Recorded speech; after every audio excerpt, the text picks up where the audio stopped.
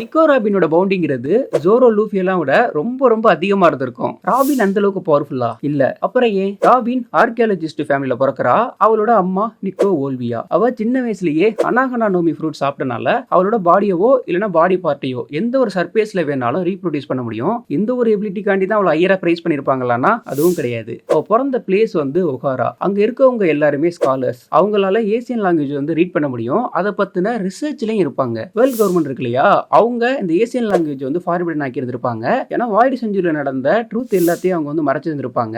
ஒகாரால இருக்கவங்க அதை பத்தின ரிசர்ச்ல இருந்தனால வேர்ல்ட் கவர்மெண்ட் அந்த தீவையை அழிச்சிருந்திருப்பாங்க. அங்கேயிருந்து எஸ்கேப் ஆன ஒரே பர்சன் நிக்கோ ராபின் மட்டும்தான். அப்போதைக்கு நிக்கோ ராபினோட ஏஜ் 8. அப்போவே அவ ஸ்காலர் ஆயிருந்திருப்பா. அவளால ஏசியன் லாங்குவேஜை ரீட் பண்ண முடியும். இதனாலதான் நிக்கோ ராபினோட பவுண்டியை ரொம்ப ரொம்ப ஹையா செட் பண்ணிருப்பாங்க. ஒன் பீஸ் வேர்ல்ட்லயே நிக்கோ ராபினுக்கு மட்டும்தான் கம்மியான ஏஜ்லயே அதிகமான பவுண்டி வந்து செட் பண்ணி இருந்திருப்பாங்க.